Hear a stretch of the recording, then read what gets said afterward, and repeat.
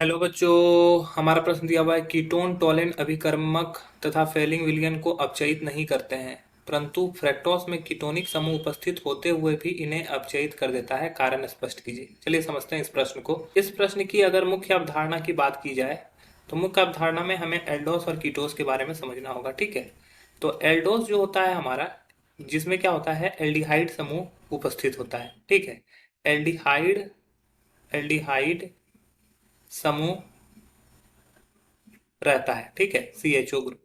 और कीटोस क्या किसको बोलते हैं, जिसमें कीटोन समूह उपस्थित होता है। ठीक है, कीटोन समूह उपस्थित होता है। कीटोन समूह कैसे होता है, C डबल बॉन्ड O और इसका दो बॉन्ड खाली रहेगा। ठीक है, तो ये कीटोन समूह होता है। तो क्या होता है कि कीटोन जो होता है, कीटोन टॉलेन तथा फेहलिंग अभिकर्मक से क्रिया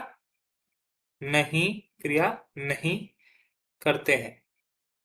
ठीक है, तो कीटोस ग्रुप जितना भी होगा, कीटोनिक ग्रुप जितना भी होगा, वो टोलेन और फेलिन का धनात्मक परीक्षण नहीं देगा।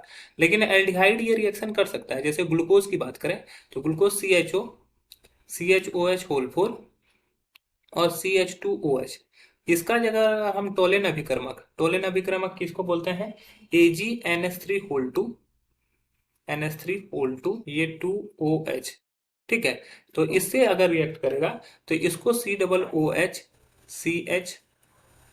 होल 4 और CH2OH में कन्वर्ट कर देता है।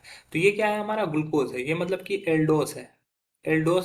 एल्डिहाइड समूह यहाँ पे प्रेजेंट है। उसी तरह फेलिंग परीक्षण में भी ये रिएक्शन कर लेता है और ये क्या बना लेता है, CH4 और CH2OH होता है। और फेलिंग परीक्षण में क्या होता है कि कॉपर आयन का रिएक्शन करवाया जाता है। Cu प्लस आयन रहता है।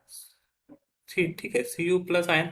और किसकी उपस्थिति में ये रिएक्शन कराया जाता है, क्षार की उपस्थिति में रिएक्शन कराया जाता है। क्षार की उपस्थिति में जैसे ही रिएक्शन कर जाता है, ये COO- CHOH होल 4 CH2OH ये धनात्मक परीक्षण दे देता है। साथ में यहाँ पे Cu2O बनाता है और साथ में 3H2O भी बनाता है। तो इस तरह से ये रिएक्शन होता है। तो क्या हुआ, यहाँ पे भी हमारा क्या है, एल्डिहाइड ग्रुप प्रेजेंट है। ठीक है, जो कि कॉपर तथा क्षार की उपस्थिति में फेलिंग परीक्षण देता है। बोल रहा है कि टॉलिन अभिकर्मक फेलिंग विलयन को अपचयित नहीं करता है। ठीक है, क्यों, क्योंकि कीटोन कर ही नहीं सकता। लेकिन फ्रक्टोज में कीटोनिक समूह उपस्थित होते हुए इन्हें अपचयित करता है।